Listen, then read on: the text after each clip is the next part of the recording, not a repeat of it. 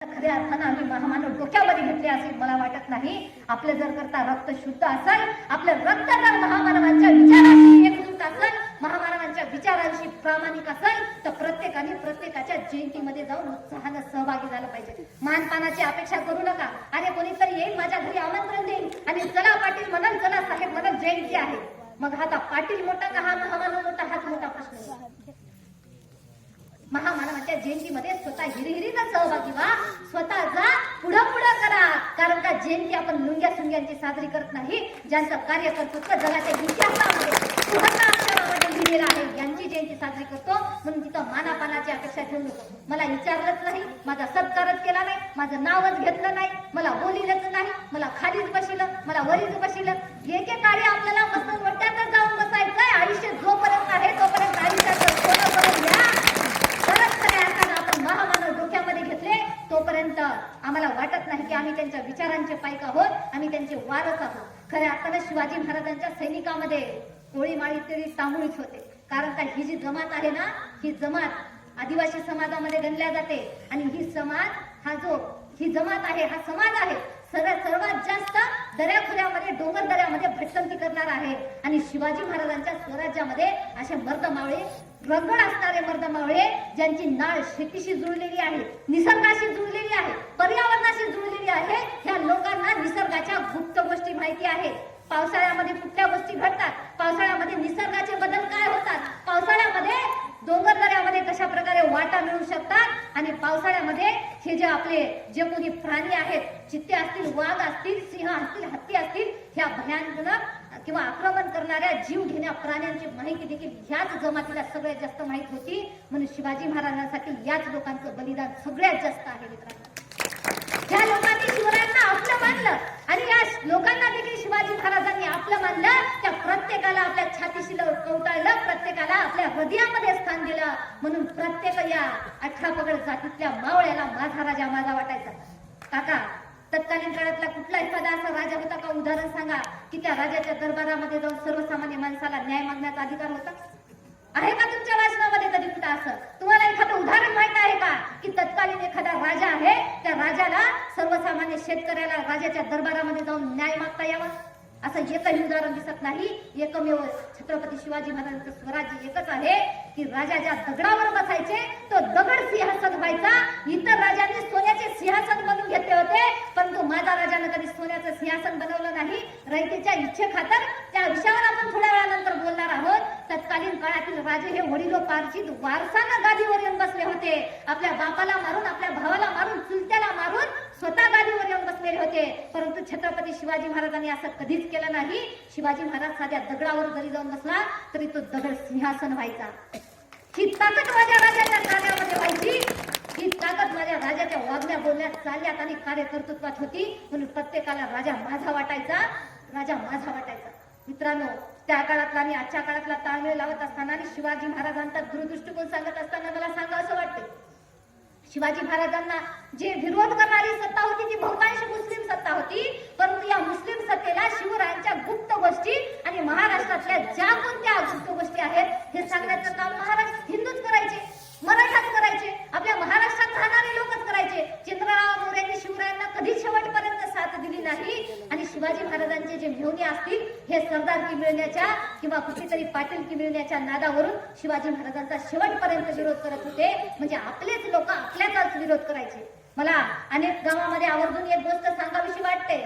एक उदाहरण मला म्हणून तुम्हाला सांगावं वाटते की शिवाजी महाराजांचे पाय पाठीमागे खेचण्याचं काम आपल्याच लोकांनी केले. आणि आपल्या आजच्या काळामध्ये आपल्या गावामध्ये असे उदाहरण आहेत. आता तुमच्या गावामध्ये असं उदाहरण नसेल, परंतु एक उदाहरण मला आवर्जून सांगावं वाटते. एक प्रशिक्षण किंवा एक प्रदर्शन भरवण्यात आलं आणि त्या प्रदर्शनामध्ये असं सांगण्यात आलं की एक भरणी घ्यायची काचेची, त्या भरणीमध्ये अनेक देशातील वेगवेगळे खेकडे आणून टाकायचे. मग जपानचे खेकडे आणले, अमेरिकेचे खेकडे आणले, रशियाचे खेकडे आणले, चीनचे खेकडे आणले, पाकिस्तानचे खेकडे आणले, त्यामध्ये भारताचे 2-3 खेकडे टाकण्यात आले. एका भरणीमध्ये सर्व खेकडे एकत्र टाकण्यात आले. परंतु त्या खेकड्यापैकी चीनचे खेकडे जे होते 4-5 ते एकमेकांना पाय टंगडे अडकायचे आणि भरणीच्या बाहेर पडायचा प्रयत्न करू लागले होते. चीनचे खेकडे पहिल्यांदा बाहेर पडण्यामध्ये यशस्वी झाले, भरणीतून बाहेर पडले, स्वतंत्र झाले, बाहेर गेले, स्वतःच्या मार्गाला लागले. त्यानंतर अमेरिकेचे खेकडे अमेरिकेचे खेकडे देखील असंच करू लागले. चीनकडे पाहिलं आणि त्या खेकड्यांनी विचार केला, अरे एकमेकांना सहाय्य करू, बाहेर पडू आणि स्वतंत्र होऊ, म्हणून अमेरिकेचे खेकडे बाहेर पडले. असं करत करत रशियाचे खेकडे बाहेर पडू लागले होते. सर्व देशाचे, पाकिस्तानचे खेकडे कसे तरी काहीतरी भांडत बाहेर पडले. त्या भरणीमध्ये फक्त भारतातलेच खेकडे राहिले. का राहिले? हे खेकडे एकमेकांना मदत करायचं सोडून देऊन एक जर वर गेला बहिणीच्या बाहेर पडणार म्हणजे की दुसरं त्याचं जायचं तंगड धरून बाहेर जायचं नाही. अशी परिस्थिती तत्कालीन काळामध्ये शिवाजी महाराजांना या गोष्टीला सामोरे जावं लागलं. आपल्याच लोकांनी अनेक वेळा शिवरायांची पाय पाठीमागे खेचण्याचं काम केलं. भलेही शिवरायांचा लढा हा अन्यायी सत्तेविरुद्ध होता. मी म्हणत नाही शिवाजी महाराजांचा लढा मुस्लिमांच्या विरोधात होता, परंतु असं नाही मित्रांनो, खरं तर मुस्लिम सत्ता अन्याय करायची, त्यांच्या विरोधात शिवाजी महाराजांचा लढा होता. परंतु खऱ्या अर्थाने शिवरायांचा लढा हा अन्यायी सत्तेविरोधात होता. मग ती सत्ता मुस्लिम असो, हिंदू असो, कुठलीही सत्ता असो, अन्याय करणारी सत्ता तिला विरोध शिवाजी महाराजांचा. मग तिथं शिवाजी महाराजांनी धर्मभेद, वंशभेद, जातीभेद कधी केला नाही. शिवाजी महाराजांनी अन्याय करणाऱ्या लोकांना कापण्याचं काम केलं. शिवरायांचं हे धर्मनिरपेक्षतेचे धोरण मला सांगू शकते. ज्यावेळी आपल्या 2008ला झाला ना ताज हॉटेलवरती हल्ला, 2008ला ताज हॉटेलवरती हल्ला झाला. परंतु शिवाजी महाराजांना त्या काळामध्ये माहित होतं, माझ्या हिंदुस्थानाला धोका दुसऱ्या तिसऱ्या कुठल्याच मार्गाने नाही, माझ्या हिंदुस्थानाला धोका फक्त आणि फक्त समुद्र मार्गाने आहे. आणि त्यावेळी समुद्र मार्गाने आले का अतिरेकी भारतामध्ये?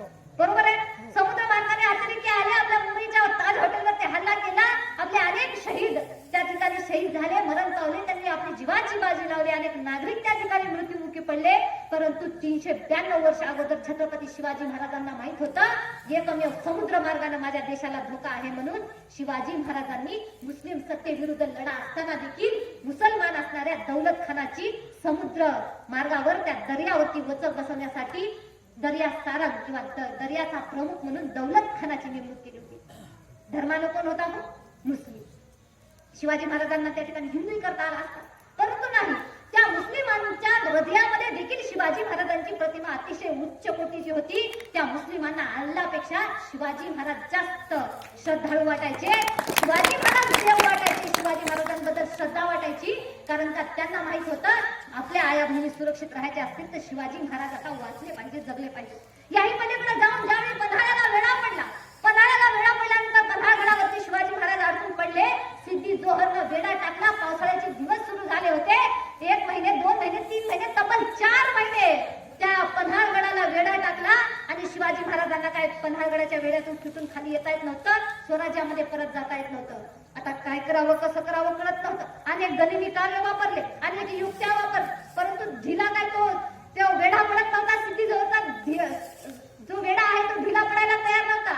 आणि आता काय करावं, कसं करावं, सर्व पर्याय झाले. आणि शिवाजी महाराज अतिशय चिंतेमध्ये होते, विचार करू लागले होते. त्या ठिकाणी पन्हाळगडावरती राहणारा आईन तरुणाबाळ पोरगा, वय आहे 20 ते 21 वर्ष, चेहऱ्यावरती मिशा सुद्धा फुटल्या नव्हत्या. तो तरुण शिवाजी महाराजांच्या समोर जातो आणि विनंती करतो की राजा, मला तुमच्यासाठी काम करायचंय. राजा, मला तुमच्यासाठी काम करायचंय. माझा जीव गेला तरी 72, वय आहे 20 ते 21 वर्ष, आईन तारुण्यातला तरुणाबाळ पोरगा बाल शिवाजी महाराजांपुढे जातो आणि म्हणतो की महाराज, मला तुमच्यासाठी काम करायचंय, माझी इच्छा आहे, माझ्या डोक्यामध्ये एक कल्पना आलेली आहे महाराज. आणि त्याने ती कल्पना बोलून दाखवली. सिद्धी जोहरच्या वेढ्यातून सुटायचं असेल तर एका पालखीमध्ये शिवाजी महाराजांसारखे वस्त्र परिधान करायचे, शिवाजी महाराजांसारखा टोप घालून एका पालखीमधून तो तरुण बसून जाणार आणि दुसऱ्या मार्गाने तो वेढा ढिला पडल्यानंतर शिवाजी महाराज एका पालखीमध्ये बसून त्या पन्हाळ्याच्या वेढ्यामधून सुटणार आणि स्वराज्यामध्ये सुखरूप जाणार, अशी युक्ती ठरली. सर्व नियोजन झालं. ठरल्या युक्तीप्रमाणे सर्व काही ठरवण्यात आलं. तत्पूर्वी शिवाजी महाराज त्याला जवळ बोलतात आणि त्याला सांगतात, अरे बाळा, तुझं तर आयुष्य अजून खूप आहे. आईन तारुण्यातला तुलाही वाटत असेल तुला सुंदर अशी बायको घरामध्ये यावी, तुलाही वाटत असेल तारुण्या भोगावं, तुलाही वाटत असेल तुझे आई वडील आहेत, तुलाही वाटत असेल तुझं आयुष्य चांगलं व्हावं, परंतु का आणि कशासाठी? त्यावेळी त्या पोरानं सांगितलं, महाराज, माझ्यासारखे अनेक जातील, मरतील, खपतील, वैकुंठाला जाऊन मिळतील, परंतु तुमच्यासारखा राजा जगला पाहिजे. ही भावना तत्कालीन काळातील लोकांमध्ये होती. मित्रांनो, सिद्धी जोहरच्या वेढ्यामध्ये त्या मुलाचं काय झालं, कसं झालं, इतिहासाला चांगल्या प्रकारे माहित आहे. तो मुलगा दुसरा तिसरा कोणीच नव्हता, शिवरायांच्या जवळचा नव्हता, रक्ताचा नव्हता, शिवाजी महाराजांचा भाऊ नव्हता, तर वारीक समाजामध्ये जन्माला आलेला शिवा काशीद होता. पन्हाळ्याच्या गड्यामध्ये सिद्धीधोरच्या तलवारीचा आणि त्या शिवा काशिदाच्या मुंडक्याचं एक झालं आणि तो जीवांशी गेला आणि त्याने शिवाजी महाराजांसाठी जीव दिला. मित्रांनो, खऱ्या अर्थाने शिवाजी महाराजांसाठी प्राण अर्पण करणाऱ्या या नररत्नांची माती आणि शिवाजी महाराजांनी तयार केली होती का आणि कशासाठी? तर माझ्या राजाच्या कार्यकर्तृत्वासाठी. त्याही पलीकडे जाऊन मला सांगावं वाटते, शिवाजी महाराज पन्हाळगडावरून सुटले खरे आणि स्वराज्यामध्ये परत जात असताना बाजीप्रभू देशपांडेंनी घोडेखिंडीमध्ये त्या समोरून येणाऱ्या बलाढ्य मोठ्या सेना सागराला अडवण्याचं काम केलं, त्यांना कापण्याचं काम केलं. शेवटच्या श्वासापर्यंत त्या लोकांच्या तलवारी आपल्या छातारावरती झेलल्या आणि आपला प्राण अर्पण केला. आणि ज्यावेळी शिवाजी महाराज गडावरती जाऊन पोहोचतील आणि त्यावेळी गडावरती तोफेचे 5 बार होतील तेव्हाच बाजीप्रभू देशपांडेंनी आपला प्राण सोडला. म्हणजे बाजीप्रभू देशपांडे शिवरायांच्या जवळचे होते का? नाही. तर ह्या सर्व जाती धर्मातील लोकांनी बाजीप्रभू देशपांडे खरं तर ब्राह्मण देशपांडे होते, त्यांनी शिवाजी महाराजांसाठी प्राण अर्पण केला. मधल्या काळामध्ये मराठ्यांना ब्राह्मणांविरुद्ध पेटून देण्यात आलं. काही लोकांनी केलं. मराठ्यांना ब्राह्मणांविरुद्ध, हिंदूंना मुस्लिमांविरुद्ध आणि मराठ्यांना बौद्धांविरुद्ध पेटवण्याचं काम केलं. परंतु ही गोष्ट चुकीची आहे मित्रांनो. खरं तर माझा राजा कुणाच्याच विरोधात नव्हता, फक्त आणि फक्त अन्यायाच्या विरोधात होता आणि स्वातंत्र्याचा विचार घेऊन स्वातंत्र्याची मशाल आपल्या हातामध्ये घेऊन फिरणारा राजा होता. मग मला या गावामध्ये बोलत असताना सांगावंसं वाटतंय, आता आपण जयंती साजरी करत असताना गावामध्ये शिवाजी महाराजांची जयंती असली की भगवा झेंडा, बाबासाहेबांची जयंती असली की निळा झेंडा. कुठून तरी उत्तर आलं. कुठला झेंडा? निळा. अहिल्यादेवी होळकरांची पिवळा, अण्णाभाऊ साठेंची लाल, संत सेवालाल महाराजांची, महर्षी वाल्मिकी ऋषींची जयंती कुठला? पिवळा. वाल्मिकी ऋषींच्या जयंतीला पिवळा झेंडा असतो. मला माझ्या ज्ञानात भर पडली, मला तुमच्याकडून समजलं. मला वाटलं भगवा असतो की काय. वाल्मिकी ऋषी रामायण लिहिणारे, मला वाटलं भगवा झेंडा असतो रामाचा. तुम्ही तर पिवळा सांगितला. बघा आता, महामानव आणि रंगावणी ज्याने त्याला वाटून दिले. बाबासाहेब म्हणलं की निळा झेंडा, शिवाजी महाराज म्हणले की भगवा झेंडा, अहिल्यादेवी म्हणलं की पिवळा झेंडा, मोहम्मद पैगंबर म्हणलं की हिरवा झेंडा. मुस्लिमांमध्ये हिरवा रंग वाटून दिला, मराठ्यांना भगवा, बौद्धांना निळा झेंडा वाटून दिला. आणि त्यांची जयंती असली की तोच झेंडा घेऊन आम्ही मिरवतो. जातीपातीमध्ये महामानव वाटून टाकले, रंग आम्ही जातीपातीमध्ये वाटून टाकले. परंतु मला सगळ्यात महत्वाची गोष्ट सांगायची वाटते, छत्रपती शिवाजी महाराजांनी कधी भेदभाव केला नाही. छत्रपती शिवाजी महाराजांनी कधी महामानव साधू संत वाटले नाही. छत्रपती शिवाजी महाराजांनी कधी रंगभेद, वंशभेद, लिंगभेद केला नाही. छत्रपती शिवाजी महाराजांनी कधीच जातीभेद केला नाही. आणि तुम्हाला या ठिकाणी बोलत असताना शिवजन्मोत्सवाच्या निमित्ताने सांगावंसं वाटते, आपल्या निसर्गानं कधीच आपल्यासोबत भेदभाव केला नाही. आपल्या सकाळचा उगवणारा सूर्य कसा दिसतो? कधी तांबडा तर कधी भगवा दिसतो. पण ज्यावेळी तांबडा उगवला त्या दिवशी मातंगांचा आणि ज्यावेळी भगवा उगवला त्या दिवशी मराठ्यांचा सूर्य का हो? पण त्या दिवशी त्या सूर्याचं ऊन फक्त मराठ्यांनीच घ्यायचं का हो? आपली हिरवीगार ही धरणी माता किती छान हिरवीगार फुलून दिसते. हिरवा म्हणजे एका नवनिर्मितीचं प्रतीक आहे. मग ज्यावेळी धरणी माता आपली हिरवीगार दिसते त्या दिवशी फक्त मुस्लिमांचीच का हो? आपल्या शेतामध्ये झालेलं धनधान्य सर्व मुस्लिमांच्या घरी नेऊन टाकायचं. ते हिरवं होतं ना, मग देऊन टाकायचं त्यांच्या घरी नेऊन. आपण राहायचं कसं? असं करायचं का? नाही. आपला मावळणारा सूर्य कधी पिवळा पिवळा दिसतो, कधी तांबडा तांबडा दिसतो. पिवळा दिसला त्या दिवशी धनगरांचा, तांबडा दिसला त्या दिवशी मातंगांचा का हो? आपला हा निळासार समुद्र असणारा कधी कधी निळा दिसतो, कधी पांढरा शुभ्र दिसतो. निळा दिसला त्या दिवशी बौद्धांचा का हो? हा आपला आकाश कधीच आपल्यासोबत भेदभाव करत नाही. आपला निसर्गात कधी आपल्यासोबत भेदभाव करत नाही. अगदी त्याचप्रमाणे छत्रपती शिवाजी महाराजांनी कधीच आपल्यासोबत भेदभाव केला नाही. पण आठा जातीतले लोक या ठिकाणी हिरहिरीने जयंती उत्सवामध्ये साजरे होतात. म्हणून मला सांगावं वाटते, तुम्ही जयंती कुणाचीही साजरी करा. तुम्ही गावामध्ये जयंती कुणाचीही साजरी करा. काकांनो, दादांनो, तुम्ही गावामध्ये जयंती बाबासाहेबांची साजरी करा. गावामध्ये जयंती शिवरायांची साजरी करा. मोहम्मद पैगंबरांची जयंती साजरी करा. अहिल्यादेवींची जयंती साजरी करा. तुमच्या हातामध्ये झेंडा हिरव्या रंगाचा असू द्या, निळ्या रंगाचा असू द्या, पांढऱ्या रंगाचा, पिवळ्या रंगाचा, कुठल्याही रंगाचा झेंडा असू द्या. परंतु त्या झेंड्याला असणारा दांडा मात्र शिवछत्रपतींच्या विचारांचा, महामानवांच्या विचारांचा. जोपर्यंत आम्ही हा विचार घेत नाही, जोपर्यंत हा विचार आम्ही खऱ्या अर्थानं आयुष्यामध्ये रुजवत नाही, तोपर्यंत आम्ही महामानव डोक्यामध्ये घेतलेत, महामानव विचारात घेतलेत असं मला वाटत नाही. शिवरायांच्या जयंती उत्सवानिमित्त शिवरायांचं धर्मनिरपेक्षतेचं धोरण सांगून झाल्यावर मला सांगावं वाटते, आजच्या तरुण पिढीनं शिवरायांकडून काय घ्यावं. आल्यानंतर विचारलं, काही तरुण मंडळी, काही मोजकी तरुण मंडळी म्हणत होती की डीजेच लावला पाहिजे, आम्ही डीजेवरच नाचलो पाहिजे. मग बोधांच्या गलीमध्ये गेले की आमच्या डीजेचा ताल सूर बिघडतो आणि दुसरे कुठले तरी गाणे लागतात. मराठीच्या गलीमध्ये आले की डीजेचा ताल सूर बिघडतो आणि दुसरे कुठले तरी गाणे लागतात. पुष्पाच्या नादामध्ये आयुष्य बर्बाद करणारी आमची तरुण मंडळी, शिवरायांचा विचार त्यांनी घेतला पाहिजे. गावामध्ये व्याख्यानाचा कार्यक्रम झाला पाहिजे. मी म्हणत नाही वर्षानुवर्ष मलाच बोलवा. अनेक मोठमोठे अभ्यासक आहेत, अनेक मोठमोठे अभ्यासू लोक आहेत, ते शिवाजी महाराजांचा इतिहास गावागावामध्ये घेऊन जातात. मोठमोठे उपक्रम आहेत. तुम्हाला जर करता बाहेरच्या लोकांना बोलायचं नसेल तर गावातल्या लोकांना, गावातल्या चिमुकल्या लेकरांना भाषण करू द्या. गावातल्या झडपीच्या शिक्षकांना बोलून घ्या. त्यांची एक स्पर्धा परीक्षा घ्या, जनरल नॉलेजची परीक्षा घ्या. या लेकरांचा विकास होऊ द्या ना. गावामध्ये पोलीस भरती करणाऱ्या मुलांसाठी ग्राउंड बनवा. तुमच्या गावामध्ये ग्राउंडची तयारी करण्यासाठी आहे का व्यवस्था? तर निधी जमा जर झाला तर गावातल्या प्रत्येक ग्राउंडची व्यवस्था करा. त्यांच्यासाठी उत्तम असे प्रशिक्षक नेमा. म्हणजे जयंतीच्या निमित्तानं असं काहीतरी उत्तम करा. परंतु डीजेवर नाचण्यामध्ये आमची तरुणाई आजकाल बर्बाद व्हायला नको. माझ्या राजाला बोटावर मोजणं इतकं फक्त आणि फक्त 50 वर्षाचं आयुष्य लाभलं. शिवाजी महाराजांना बोटावर मोजणं इतकं फक्त आणि फक्त 50 वर्षाचं आयुष्य लाभलं. माझ्या राजानं कधी कुठल्या व्यसनाला हात लावला नाही, कुठलंच व्यसन आयुष्यामध्ये कधी केलं नाही. मग आमची आज तरुणाई शिवरायांना डोक्यावर घेऊन नाचत असताना डोक्यामध्ये कमी घेते, डोक्यावर जास्त घेते आणि डोक्यावर घेत असताना गावातल्या चौकातल्या पानटपरीवर तोंड रंगत बसते. रात्रीच्या 12-12, 1-1 वाजेपर्यंत कुठलं तरी व्यसन करत असते. ह्या तरुणाईनं खऱ्या अर्थानं महामानव डोक्यात घेतले पाहिजे, वाचलं पाहिजे, खरा इतिहास जाणून घेतला पाहिजे. काही लोकांनी आम्ही अडाणी राहिलो, आम्ही अशिक्षित राहिलो, आमचा इतिहास आम्ही जाणून घेतला नाही म्हणून आपल्याला लुटण्याचं काम केलं. शिवाजी महाराज वाचत असताना मला तुम्हाला सांगावंसं वाटते, शिवराय जर खरे वाचायचे असतील तर मदन पाटील वाचा. जिजाऊ मासाहेब वाचायचे असतील तर माता भक्ती कोणी वाचता येत असेल तुम्हाला तो जिजाऊ मासाहेब वाचायचे असतील तर मदन पाटलांचा आऊसाहेब नावाची कादंबरी वाचा. कारण का शिवाजी महाराजांनी शिक्षणाला महत्व दिलं होतं. खुद्द शिवरायांना अनेक भाषा यायच्या, जिजाऊ मासाहेबांना अनेक भाषा यायच्या. म्हणून शिवाजी महाराज फक्त ढाल तलवार घ्यायचे, याला मारायचे त्याला कापायचे इथपर्यंत मर्यादित नाही. तर शिवाजी महाराजांनी शिक्षणासाठी सुद्धा कार्य केलंय. ज्यावेळी शिवाजी महाराज स्वारीवरती जायचे, 4-4 महिने, 6-6 महिने, 2-2, 3-3 वर्ष परत यायचे नाही, त्यावेळी शिवाजी महाराजांच्या सोबत स्वारीवरती गेलेल्या सैनिकाच्या घराचा विचार माझ्या राजाने केला. त्याच्या लेकरा बाळाचा विचार शिवाजी महाराजांनी केला.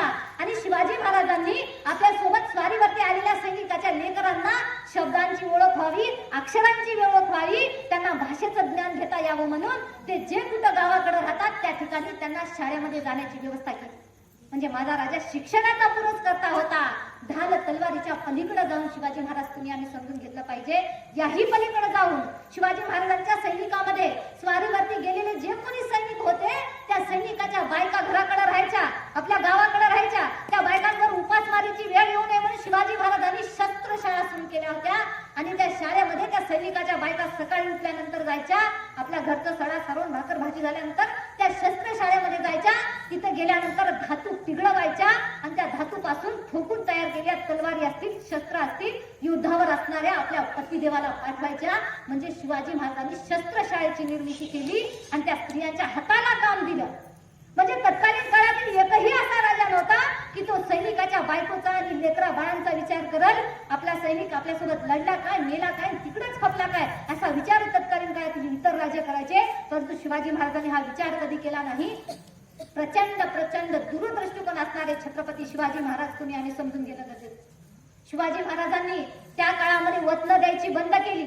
वतनं द्यायच्या आणि सरदार बुक्या द्यायच्या बंद केल्या. अष्टप्रधान मंडळ नेमलं आणि अष्टप्रधान मंडळाच्या माध्यमातून प्रत्येकाला पगारी तत्वावरती नेमणुका केल्या. प्रत्येकाला लालूच दिली नाही शिवाजी महाराजांनी. त्या काळामध्ये लालूच दिली द्यायची, कुणाला तरी वतनदारी द्यायची, पाटीलकी द्यायची, सरदारकी बहाल करायची. परंतु शिवाजी महाराजांनी ह्या गोष्टी मोडीत काढल्या आणि अष्टप्रधान मंडळ निर्माण करून प्रत्येकाला ज्याची त्याची खाती दिली आणि प्रत्येकाला पगारी तत्वावरती नेमणूक केली. आजच्या काळामध्ये आपण सरकारी नोकर जे लोक आहोत, तुमच्या गावाने घरोघर सरकारी नोकर आहे म्हणतात की हे जे सरकारी नोकर आहेत हे सरकारी नोकर प्रत्येक महिन्याला जी पगार उचलतात त्या पगारीची निर्मिती छत्रपती शिवाजी महाराजांनी केली हे आपण विसरता कामा नये. याही पलीकडे जाऊन छत्रपती शिवाजी महाराजांनी जे कोणते स्वराज्य निर्माण केले या स्वराज्यामध्ये प्रत्येकाला न्याय मिळायचा, प्रत्येकाला न्याय देण्याचं काम शिवाजी महाराजांनी केलं. आपल्या मुलाला देखील न्यायाच्या कठड्यामध्ये शिवाजी महाराजांनी उभं केलं. त्या काळामध्ये एखाद्या राजाच्या मुलानं किंवा राजाच्या घरच्यानं राजाच्या नातेवाईकानं कुठला अन्याय कुणावरती केला झाला असेल तर त्या आपल्या नातेवाईकाला इतर राजे त्यांना शिक्षा करायचीच नाही आणि शिक्षा जर केली तर ती सौम्य स्वरूपाची करायचे. मात्र शिवाजी महाराजांच्या पुत्रावर संभाजी महाराजांवरती काहीतरी चुकीचा केलं किंवा कोणातरी स्त्रीवरती अन्याय केला म्हणून असा डाग लावण्यात आला होता, आरोप लावण्यात आला होता. त्यावेळी शिवाजी महाराजांनी स्वतःच्या मुलाचा विचार केला नाही, स्वतःच्या मुलाला देखील न्यायाच्या कठड्यात उभं केलं. म्हणजे न्यायाशी प्रामाणिक असणारे आणि रयतेच्या कल्याणासाठी विचार करणारे छत्रपती शिवाजी महाराज तुम्ही आम्ही समजून घेणं गरजेचं आहे. याही पलीकडे जाऊन शिवाजी महाराज आता स्वराज्य निर्मिती करू लागले होते. शिवाजी महाराज स्वराज्य वाढू लागलं, मोठं होऊ लागलं होतं. मोठं झालं खऱ्या अर्थानं प्रत्येक रयतेला वाटू लागलं होतं आता राजा आपला छत्रपती झाला पाहिजे, राजाला आता एक उत्तम अशी गादी मिळाली पाहिजे आणि राजा आपला सिंहासनावर बसला पाहिजे. हा विचार रयतेतील अनेक लोकांनी बोलून दाखवला. शिवाजी महाराजांसोबत असणाऱ्या अनेक मावळ्यांनी अनेक सरदारांनी ही गोष्ट समजावून सांगितली. जिजाऊ मासाहेबांची शेवटची इच्छा होती, अरे माझं पोटचं लेकरू आता राजा झालं पाहिजे, छत्रपती झालं पाहिजे. म्हणून शिवरायांनी देखील ठरवलं की आता आपला राज्याभिषेक झाला पाहिजे. मित्रांनो 1674 ची घटना आहे आणि त्यावेळी शिवाजी महाराजांनी ठरवलं की आता राज्याभिषेक झाला पाहिजे, राज्याभिषेक होणार.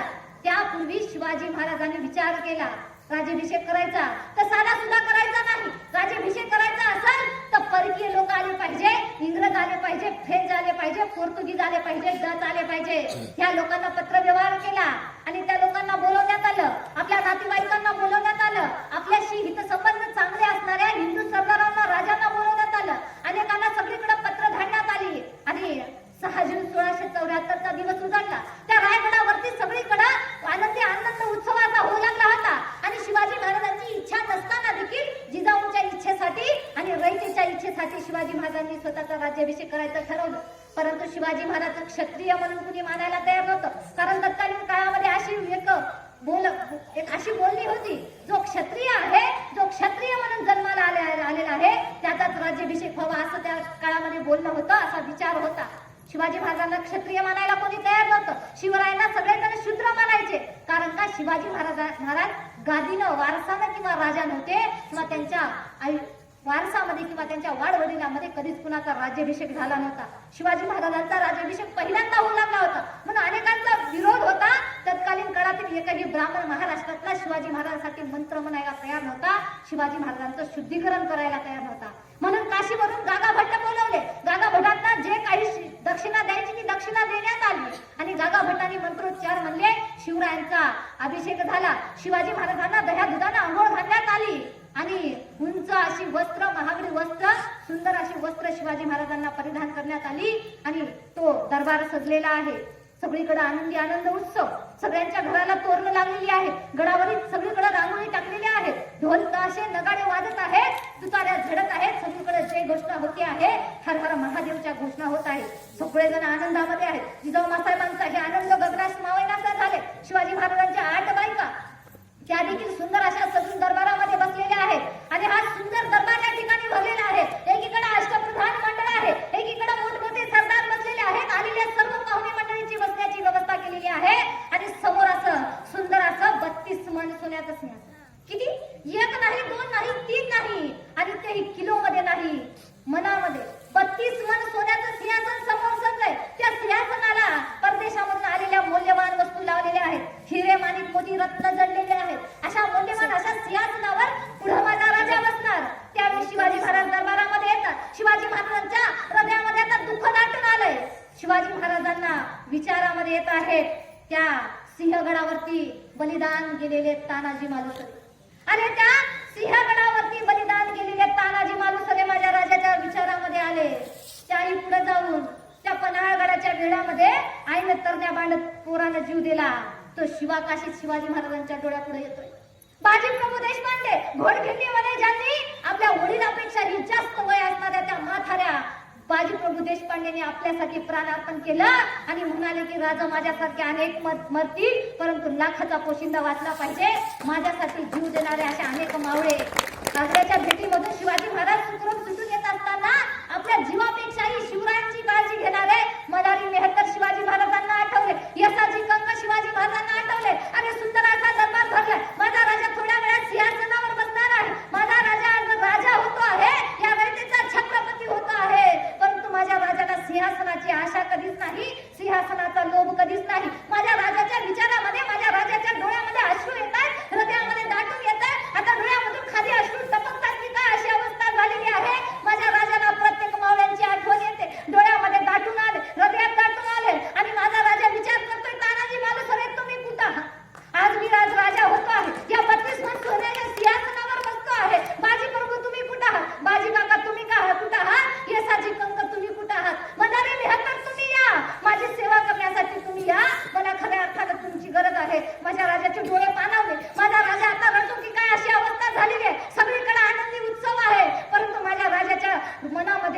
असे मावळे येत आहेत ज्यांनी खऱ्या अर्थानं प्राण अर्पण केले, प्राण बलिदान केले.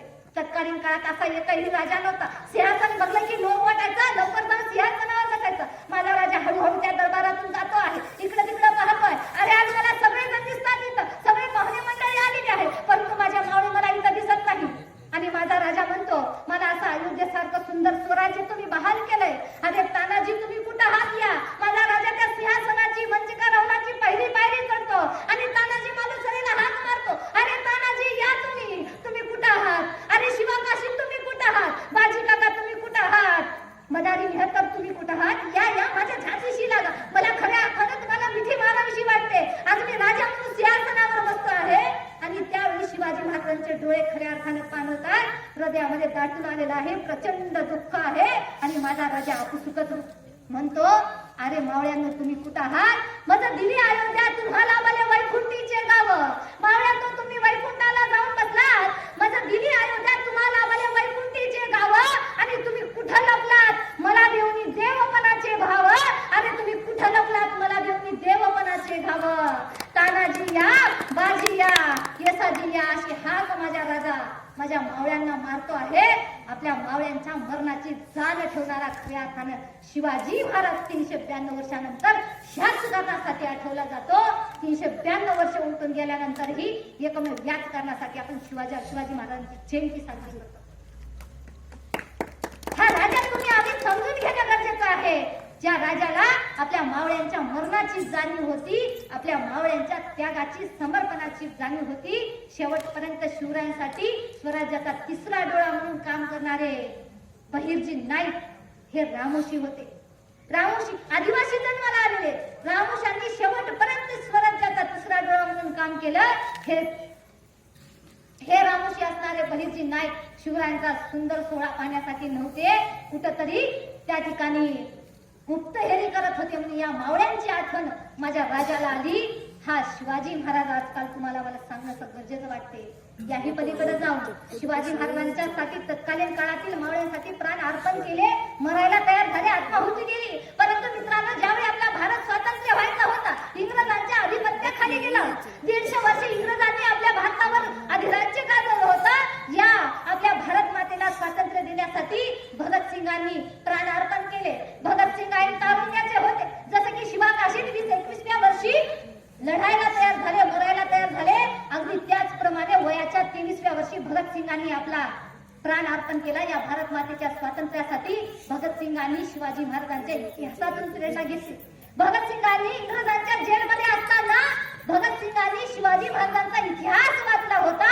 आणि ज्या कोणत्या क्रांत्या झालेल्या आहेत त्या फक्त आणि फक्त सुशिक्षित लोकांनी केलेल्या आहेत. म्हणून भगतसिंग अतिशय उच्च विद्या उद्भूषित होते, सुशिक्षित होते, शिक्षित होते. आणि त्या भगतसिंगांनी शिवाजी महाराजांचा इतिहास वाचला. आणि शेवटी मरत असताना आपल्या 2 सहकाऱ्यांशी निशी भगतसिंग म्हणतात, अरे भगतसिंग शेवटी मरत असताना म्हणतात, जिस चोले को पहन शिवाजी खेले अपनी जान पर. भगतसिंग मरताना म्हणतात, जिस चोले को पहन शिवाजी खेले अपनी जान पर, उस चोले को पहन कर निकला हम मस्तों का टोला मेरा. रंग दे बसंती चोला माहे, रंग दे बसंती चोला. ज्यावेळी शिवाजी महाराजांसाठी प्राण अर्पण द्यायची मावळे, त्याही पलीकडे जाऊन स्वातंत्र्याच्या काळामध्ये शिवरायांची प्रेरणा घेऊन भगतसिंगांनी या देशासाठी प्राण अर्पण केले. ह्या मावळ्यांचा आणि ह्या भगतसिंगांचा विचार आजच्या काळातील तरुण मंडळींनी द्यायचा. आता आपल्याला कुणासाठी प्राण अर्पण करायची गरज नाही, कुणातरी राजकीय पुढाऱ्यांसाठी मरायचं, खपायचं हा विचार थोडा बाजूला ठेवा. जो आपला विकास करतो त्याच आमदार खासदाराला, त्याच लोकनेत्याला मदत करा, साथ द्या खऱ्या अर्थानं. आणि आपल्या गावाचा स्वतःचा विकास करून घ्या. आणि हा विचार शिवाजी महाराजांचा गनिमिकावा आजच्या काळामध्ये तुम्ही आम्ही लक्षात घेणं मला गरजेचं वाटते. आता समारोपाच्या दिशेने येत असताना तरुण मंडळीनं व्यसनापासून दूर राहायचं. शिवजयंतीच्या निमित्तानं गावामध्ये डोकेफोडी करून घ्यायची नाही. आणि सर्व गावातील वरिष्ठित काका मंडळींना मला सांगणं आहे, जे वरिष्ठित जे माझ्या वडिलांच्या काकांच्या वयाच्या आहेत, विचारमंचावरील सर्व वरिष्ठित आहेत, या सर्व मंडळींना मला सांगणं आहे, गावामध्ये गटतट पडू देऊ नका. गावामध्ये एकी राहू द्या, एकीचं बळ राहू द्या. कोणीतरी मला मान सन्मान दिला नाही, माझं नाव घेतलं नाही, माझा सत्कार केला नाही म्हणून गावामध्ये गटतट पडू देऊ नका. हे जे तरुण पोरं आहेत त्या तरुणांच्या पाठीवरती थाप द्या. पोरं तुम्ही पुढे व्हा, जे लागल ते आम्ही तुम्हाला देऊ, आमचं सहकार्य असं आहे म्हणून या पोरांच्या पाठीवरती थाप द्या.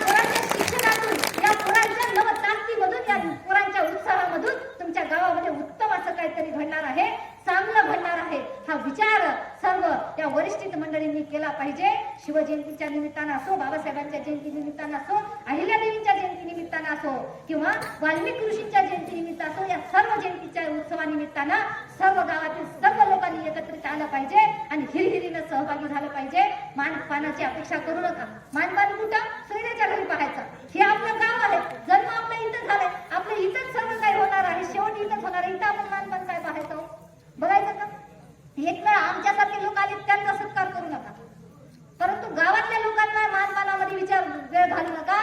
खऱ्या अर्थानं हा विचार तुम्ही आम्ही आजच्या काळामध्ये घेणं गरजेचं आहे. शिवाजी महाराजांनी शिक्षणाला महत्व दिलं, अगदी त्याचप्रमाणे आजच्या काळातील आपणही शिक्षणाला महत्व द्यावं. आपल्या लेकरांना चांगल्या शाळेमध्ये टाकता कसं येईल, जिल्हा परिषदेची शाळा जरी असेल तर तिथल्या शिक्षकांना आपण सहकार्य कसं करावं, आपल्या लेकरांना उत्तमोत्तम शिक्षण कसं मिळेल. आता जिल्हा परिषदेच्या शाळा काही साध्या राहिलेल्या नाही, डिजिटल शाळा झालेल्या आहेत, कम्प्युटर आलेले आहेत, चांगल्या प्रकारे तिथंही उत्तम शिक्षण मिळतं. म्हणून आपल्या लेकरांच्या शिक्षणाकडे महत्व द्या. गावातले मुलं देखील पोलीस भरतीमध्ये, आर्मी भरतीमध्ये गेली पाहिजे. या मुलांना सहकार्य करा. कुणाला पैशाची अडचण येत असेल तर एखाद्यानं पुढे येऊन सहकार्य करा. खऱ्या अर्थानं हा संस्कार शिवाजी महाराजांचा आहे, हा वारसा शिवरायांचा आहे असं मला वाटते. थांबत असताना आता मला तुम्हाला एक विचारायचंय, शिवरायांच्या नामाचा नामघोष झाला पाहिजे का हो? झाला पाहिजे हो. जिजाऊंच्या नामाचा नामघोष झाला पाहिजे माता भगिनींनो. हो. मग आता पहिल्यांदा तुम्ही स्वतःच्या हात वर करा, दोन्ही हात करा हात. आता घरी आता आपल्याला टाळ्या वाजवायच्या.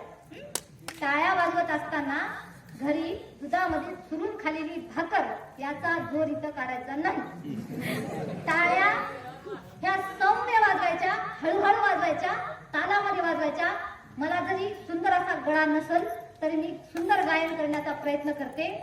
टाळ्या ह्या तालामध्ये वाजवायच्या. पहिल्यांदा जे वर बसलेले लोक आहेत त्यांच्याकडे बघा हे कसे वाजवतात आणि यांच्या सोबत तुम्ही साथ द्या. सुरू करायचं. शिवराय